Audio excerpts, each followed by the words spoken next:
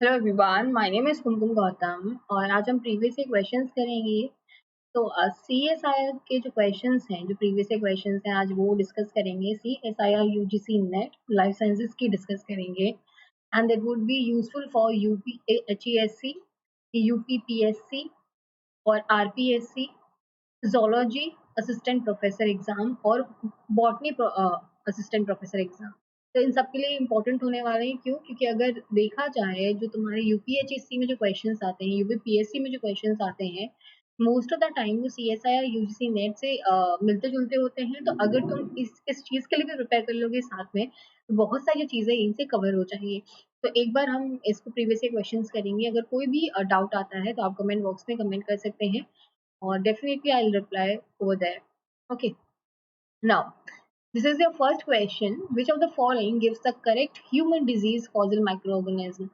तो ये काफी इंपॉर्टेंट क्वेश्चन है और ऐसे क्वेश्चन नॉर्मली पूछे जाते हैं, चाहे आप कोई भी एग्जाम देने जा रहे हो तो आपको ये थोड़ी बहुत जो डिजीजेस हैं पता होनी चाहिए। जब हम क्रोनिक गैस्ट्राइटिस की बात करते हैं, ऑब्वियसली किससे रिलेट कर रहा है? ये तुम्हारे किससे रिलेट कर रहा है? स्टमक से रिलेट कर रहा है। अगर स्टमक से रिलेट कर रहा है तो याद रखना है ऐसी पर्टिकुलर कंडीशन में तुम्हारा हेलिकोबैक्टर पाइलोरी जो होता है यहाँ पे मेन इंपॉर्टेंट रोल जो है प्ले करने वाला है। ठीक है, तो पीका सेकेंड हो जाएगा। अगर पीका सेकेंड हो जाएगा तो ये वाला ऑप्शन गया बेटा, और ये वाला भी ऑप्शन यहाँ से चला गया है। लाइम डिजीज जो कॉज करता है, बहुत इंपॉर्टेंट है ये लाइम डिजीज, बिकॉज बहुत बार क्वेश्चन में पूछा जाता है। तो बोरेलिया बर्गडोफेराई जो होता है वो लाइम डिजीज के लिए रिस्पॉन्सिबल होता है। तो क्यू का हो जाएगा फर्स्ट। तो क्यू का फर्स्ट हो गया, पी का सेकेंड हो गया है। स्कारलेट फीवर, अगर इन पर्टिकुलर ऑप्शन से ही देखोगे तो क्वेश्चन का आंसर आ जाएगा। तो पी का टू और क्यू का फर्स्ट किस वाले पर्टिकुलर ऑप्शन में है? फर्स्ट वाले में है। तो आंसर तुम्हारा फर्स्ट यहाँ से हो जाना है। लेकिन तुम्हें सारे के सारे ऑप्शन याद करने हैं क्योंकि यहाँ से क्वेश्चन पूछे जाते हैं। तो मेक श्योर कि कहीं भी कोई भी चीज ना छूटे। स्कारलेट फीवर की अगर बात करते हैं, स्ट्रेप्टोकोकस पायोजीन्स। अब पायोजीन्स क्या रिप्रेजेंट करता है? पायोजीन्स ही एक हायर टेम्परेचर को रिप्रेजेंट करता है। हायर टेम्परेचर को रिप्रेजेंट करता है। हायर टेम्परेचर होगा बॉडी में तो क्या बोलते हैं? फीवर बोलते हैं। तो अगर कभी भी चीजें वैसे भी ना पता चले तो तुम लोग क्या करना है कि जो वर्ड्स है ना वो उठाने हैं। ठीक है, तो हायर टेम्परेचर फीवर को रिप्रेजेंट करेगा तो स्कारलेट फीवर जो होगा स्ट्रेप्टोकोकस पायोजीन से हो जाएगा। टाइफस जो होता है रिकेट्स या प्रोवेजेनिकी जो होता है उसके लिए रिस्पॉन्सिबल होता है। तो ये हो जाएगा टाइफस का, और बहुत इंपॉर्टेंट रिकेट्स की सारी डिजीजेस। तो ये इंपॉर्टेंट होगा, तो answer will be your first. तो इसी तरह से पूरी की पूरी चीजें जो है आपको प्रिपेयर करनी है। Next question. Cytoplasmic determinants coding for interior structure of Drosophila embryo, if injected elsewhere in the recipient embryo, would lead to। तो ये कहाँ से क्वेश्चन आया है? डेवलपमेंटल बायोलॉजी का ये क्वेश्चन है। ठीक है, अब इसमें बोला गया है कि जो साइटोप्लाज्मिक डिटर्मिनेंट है जो एंटीरियर स्ट्रक्चर बनाते हैं, जैसे ये माना कि ये मेरा ड्रोसोफिला था, ठीक है, ये इसका एंटीरियर है, ये इसका पोस्टीरियर, कैसे पता चला? क्योंकि जो साइटोप्लाज्मिक डिटर्मिनेंट्स, मतलब ये माना कि तुम्हारे साइटोप्लाज्मिक डिटर्मिनेंट्स हैं वो कोड करते हैं तुम्हारे एंटीरियर स्ट्रक्चर के लिए। अगर मैं साइटोप्लाज्मिक डिटर्मिनेंट को उठा के अगर ये पोस्टीरियर साइड में डाल देती हूँ या फिर कहीं और साइड में डाल देती हूँ तो क्या होगा? दूसरा हेड भी यहाँ पे फॉर्म हो जाएगा, मतलब एंटीरियर साइड बन जाएगी। यहाँ पे भी एक और एंटीरियर साइड बन जाएगी। क्यों? क्योंकि जो साइटोप्लाज्मिक डिटर्मिनेंट्स रिस्पॉन्सिबल थे एंटीरियर साइड बनाने के लिए, तो तुम कहीं भी उनको डालो वो एंटीरियर साइड ही बनाने वाले हैं। तो नॉर्मल डेवलपमेंट तो पॉसिबल नहीं था, बिल्कुल भी पॉसिबल नहीं था, क्योंकि मैंने एक जगह और इंजेक्ट कर दिया है सेम तुम्हारा मटेरियल। डीजनरेशन पॉसिबल नहीं है। A phenotype with two heads and two tails, two tails कैसे पॉसिबल है? सिर्फ एंटीरियर पोर्शन बना रहा है, वो तुम्हारा पोस्टीरियर पोर्शन भी दोबारा नहीं बना रहा है। तो एंटीरियर पोर्शन दोबारा बनेगा, टेल्स यहाँ पे फॉर्मेशन नहीं होगा। तो क्या बन जाएगा? Formation of additional ectopic head. मतलब माना कि अगर एक इंसान का ये वाला सर था तो दूसरा भी यहाँ पे बन जाएगा। क्यों? क्योंकि यहाँ पे भी साइटोप्लाज्मिक डिटर्मिनेंट्स इसकी तरह प्रेजेंट है। तो ये भी एंटीरियर होगा, ये भी एंटीरियर होगा, और हेड वाले जो रीजन है बेटा दो बन जाएंगे। तो ये चीजें याद रखनी है। तो answer will be your B. बहुत इंपॉर्टेंट है, ऐसे क्वेश्चन पूछे जाते हैं। नाउ नेक्स्ट क्वेश्चन, ये बॉटनी वालों के लिए, अगर जो यूपीएचएससी के प्रिपेयर कर रहे हैं उसके लिए उसके लिए फायदा करेगा, और जो बच्चे CSIR UGC नेट के लिए प्रिपेयर कर रहे हैं उनके लिए तो ये वाला क्वेश्चन है ही है। Following are the some statements regarding the plant growth hormones. Ethylene regulate abscission, very important. तो इथाइलिन हो गया और तुम्हारा एब्सिसिक एसिड हो गया, दोनों के दोनों तुम्हारे एब्सिशन में बहुत ज्यादा इंपॉर्टेंट पार्ट प्ले करते हैं। तो इथाइलिन का रोल यही होता है। और इथाइलिन क्या करता है, राइपनिंग ऑफ फ्रूट करता है, राइपनिंग ऑफ फ्रूट जो होता है तुम्हारा इथाइलिन कॉज करता है, वेरी इंपॉर्टेंट। और जो इथाइलिन हार्मोन होता है बेसिकली क्या करता है तुम्हारा, जैसे अगर तुमने देखा होगा कच्चा मैंगो ले लो, एक पक्का मैंगो ले लो, ठीक है। अब क्या होगा, पक्के वाले मैंगो के साथ में तुम कच्चा वाला रख दोगे ना, तो थोड़े टाइम बाद वो क्या होगा, वो भी पक जाएगा। क्यों? क्योंकि ये जो पका हुआ मैंगो है, जो राइपनिंग बेसिकली जो कॉज करता है इथाइलिन हार्मोन करता है। तो यहाँ से इथाइलिन हार्मोन रिलीज होगा, इस पे इफेक्ट करेगा और इसकी भी क्या करा देगा, राइपनिंग वो करा देगा।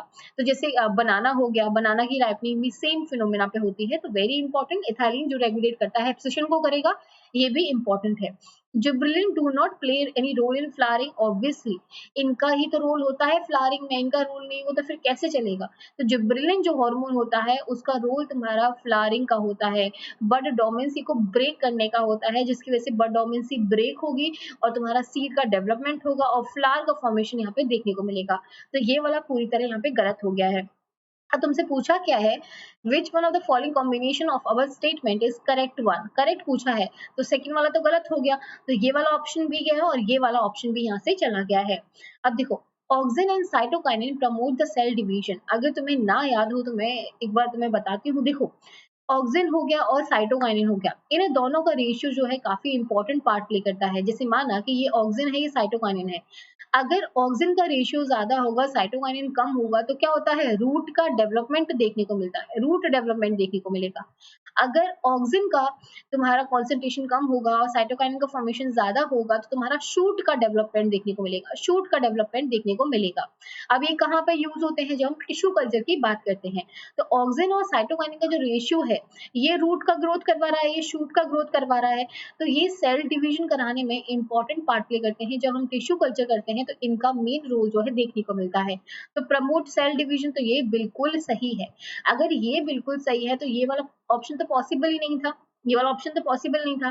तो आंसर तुम्हारा यहाँ से ए आ जाने वाला था। अब आगे देख लेते हैं तो तुम्हारा पूरा कॉन्सेप्ट क्लियर हो जाएगा।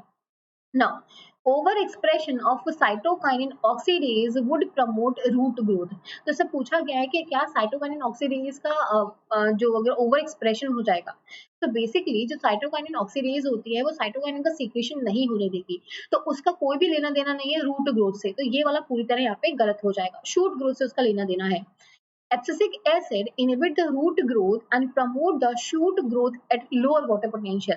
ये बहुत इंपॉर्टेंट है और जो भी बच्चे CSI के लिए प्रिपेयर कर रहे हैं, सारे के सारे प्रीवियस के क्वेश्चंस उठा के देख लेना, ये लाइन 1000 बार रिपीट हो चुकी है, सेम लाइन रिपीट होती है। तो याद रखना इस चीज को। एब्सिसिक एब्सिसिक एसिड क्या करता है, अगर वाटर पोटेंशियल कम हो गया, मतलब अगर यहाँ पे कोई भी ऐसी कंडीशन आ गई, ड्रॉट वाली कंडीशन आ गई है या फिर अनफेवरेबल कंडीशन आ गई है, लो वाटर पोटेंशियल वाली कंडीशन अगर आ जाती है, उस पर्टिकुलर कंडीशन में वो क्या करता है, तुम्हारी शूट ग्रोथ को इनहिबिट करता है, शूट ग्रोथ को इनहिबिट करेगा और रूट ग्रोथ को प्रमोट करता है। तो ये बिल्कुल उल्टा लिखा हुआ है, यहाँ पे ये प्रमोट करेगा रूट ग्रोथ को और ये क्या करेगा, इनहिबिट करेगा शूट ग्रोथ को। तो ये पूरी तरह यहाँ पे गलत हो जाता है, पूरी तरह गलत हो जाएगा।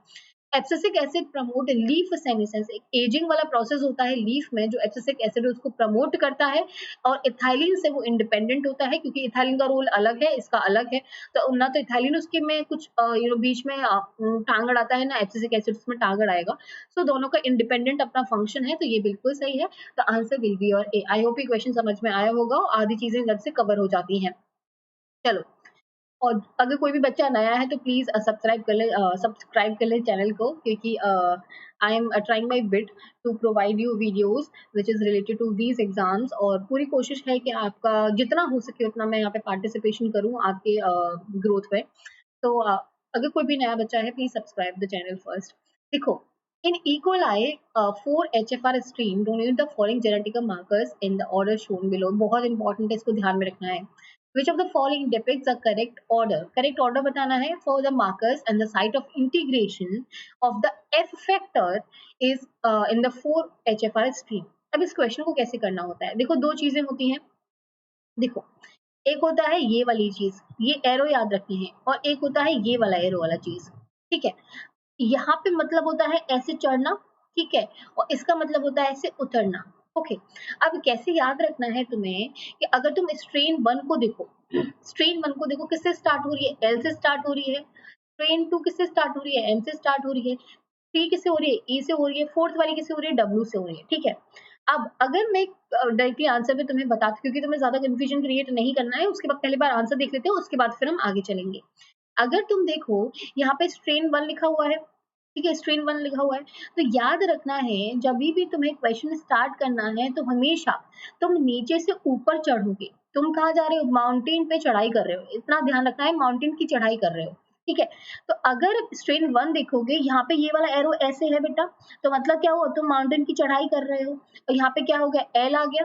देखो एल है यहाँ पे, फिर क्यू है, डब्ल्यू है, एक्स और वाई है, तो L Q W X Y. चलो एक पहली कंडीशन तो हमारी क्लियर हो चुकी है। ठीक है, अब देखो, अगर तुम देखोगे कि यहाँ पे स्ट्रेन 4 है, डब्ल्यू से स्टार्ट हो रहा है, और डब्ल्यू तो हमारा यहाँ बीच में आ रहा है, डब्ल्यू तो हमारा यहाँ बीच में आ रहा है, तो यहाँ पे अगर स्ट्रेन 4 लिखा हुआ है, तो लेकिन मुझे चलना कैसे है, डब्ल्यू क्यू एल ई सी।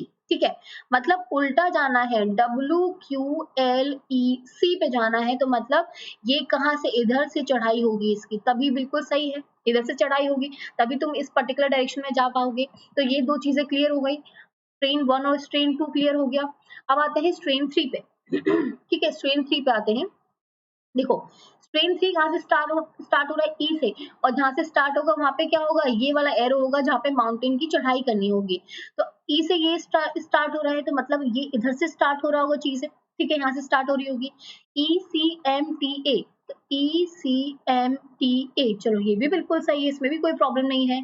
सेकंड वाला स्ट्रेन देखो, एम से स्टार्ट हो रहा है, मतलब एम से चढ़ाई करनी पड़ेगी, तो यहाँ पे देखो यही एम से चढ़ाई करनी पड़ रही है।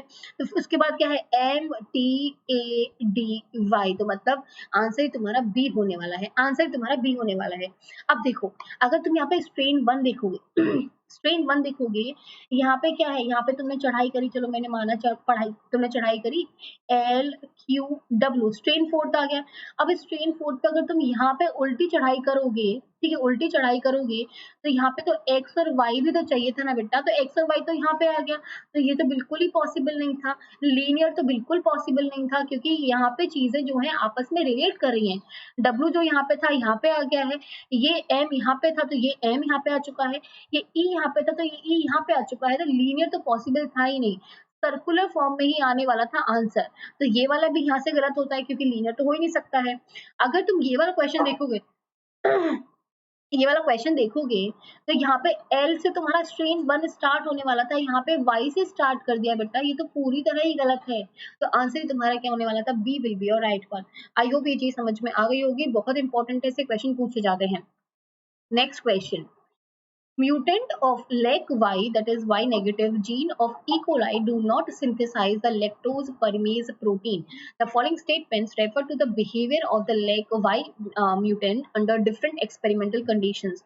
तो वेरी इंपॉर्टेंट एक चीज क्या समझ लेनी है तुम्हें, देखो लेक वाई हो गया, वाई क्या करता है, परमीज की तरह काम करता है। परमीज बेसिकली जो क्या करेगा, तुम्हारी बॉडी में एक परमिशन प्रोवाइड करेगा, चैनल की ओपनिंग करेगा, जिसकी वजह से जो लैक्टोज है जो रिक्वायर होता है तुम्हारे किसके लिए, बीटा गैलेक्टोज, जिस पे काम करता है, तोड़ता है, और ये इंड्यूसर की तरह काम करता है। क्यों, क्योंकि ये लैक्टोज जो होता है एक पार्ट में टूटता है, जिसे एलोलैक्टोज बोला जाता है, और ये एलोलैक्टोज क्या करता है, तुम्हारे जो इनिबिटरी आरएनए पॉलीमरेज होती है उससे जाके बाइंड कर जाएगा, बाइंड करने के बाद में तुम्हारा जो तुम्हारी आरएनए पॉलीमरेज होती है वो बिल्कुल फ्री हो जाती है, और बिल्कुल फ्री होने के बाद में बीटा गैलेक्टोसाइडेज का जो फॉर्मेशन है यहाँ पे देखने को मिलता है। तो इंड्यूसर की तरह काम करता है, क्योंकि रिप्रेसर से बेसिकली बाइंड हो जाता है, रिप्रेसर से बाइंड हो जाएगा तुम्हारा लैक्टोज, और lactose in the form of allolactose के फॉर्म में ये बाइंड होगा, और तुम्हारे रिप्रेसर को पूरी तरह यहाँ पे काम करने नहीं देगा, जिसकी वजह से तुम्हारा जो जीन एक्सप्रेशन है देखने को मिलेगा, बीटा गैलेक्टोसाइडेज का फॉर्मेशन होगा, और वो क्या करेगी, तुम्हारे लैक्टोज को तोड़ देगी, किसमें, ग्लूकोज और गैलेक्टोज में वो तुम्हारा तोड़ देती है। ठीक है, अब अगर ये परमीज नहीं होगा, अगर ये परमीज नहीं होगा तो ऑब्वियसली लैक्टोज नहीं आएगा और एलोलैक्टोज का फॉर्मेशन नहीं होगा। अगर एलोलैक्टोज नहीं आएगा तो रिप्रेसर को कौन रिप्रेस करेगा, कोई नहीं करेगा, तो वो वहां पे बीटा गैलेक्टोसाइडेज को फॉर्मेशन नहीं होने देगा। तो एक बार देखते हैं ऑप्शंस में, No synthesis of beta galactosidase when Y negative cells are induced with lactose।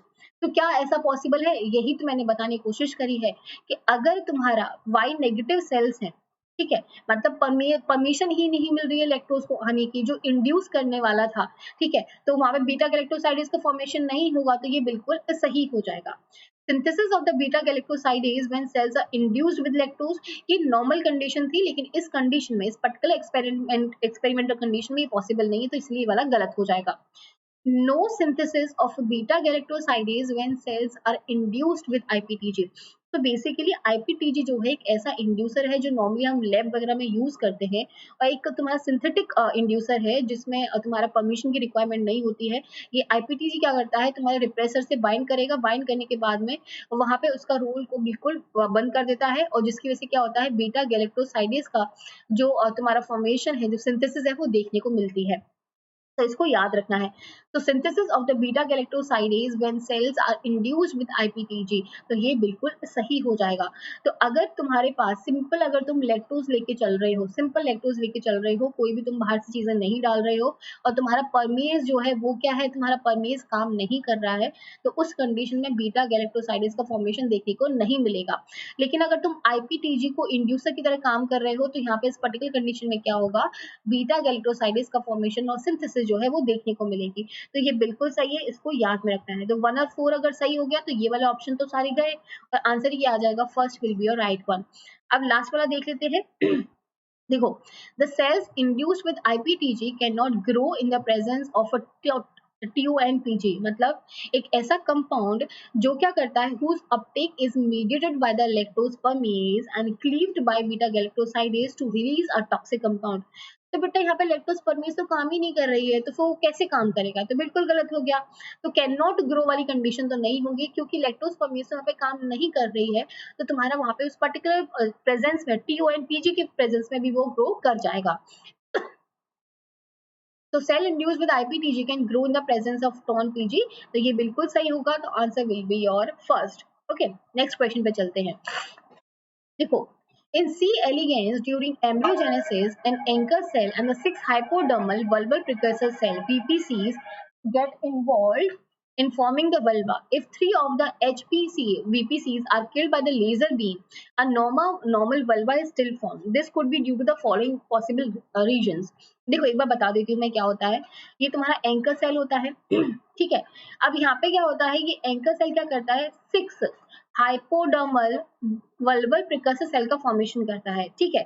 अब ये जो होती है वो इक्विपोटेंशियल होती हैं। इक्विपोटेंशियल मतलब क्या होता है, जो एंकर सेल से जो हार्मोन आएगा, और जो भी कोई भी चीज यहाँ से आने वाली है, जैसे LIM3 यहाँ से आने वाला है, तो सबके पास मतलब जैसे अगर तुम देखो कि आज जैसे कोई भी यहाँ पे खाना देने वाला है, तो यहाँ पे अपनी पूरा फैक्ट्री लेके खाना यहाँ पे देने के लिए आता है।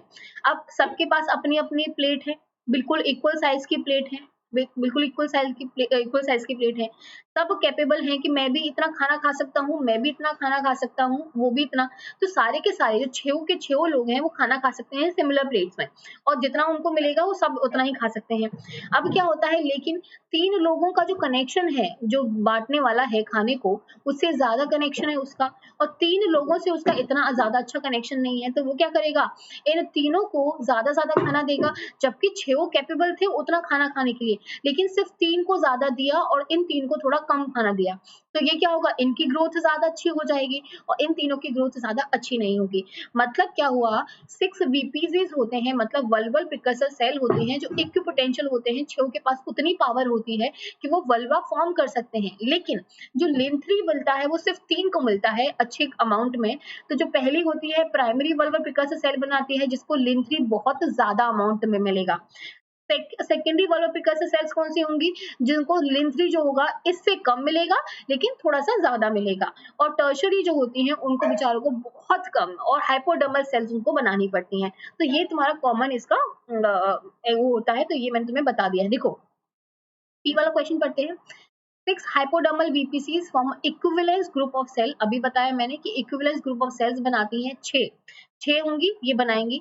Out of which only 3 participate in the vulvar formation, क्योंकि 3 को ज्यादा खाना मिला है और 3 को 3 cells remain as a reserve cell। तो ये बिल्कुल सही है, इसमें कोई भी प्रॉब्लम नहीं है। आई होप ये समझ में आ गया होगा, तो ये तो तुम्हारा बिल्कुल सही हो गया है। When 3 hypodermal VPCs are killed, अब तुमने क्या करा, 6 में से 3 को मार दिया, ठीक है। The 3 neighboring hypodermal non VPCs, नहीं बेटा, जो VPCs थी वो कितनी थी, 6 थी। अगर 3 को तुम मार दोगे तो 3 जो बची हुई है ना, वो आके वहां पे वल्वा बना लेंगी, लेकिन कोई भी नॉन VPCs आके वहां पे पार्टिसिपेशन शो नहीं करेगी, तो ये बिल्कुल यहाँ से गलत हो जाएगा।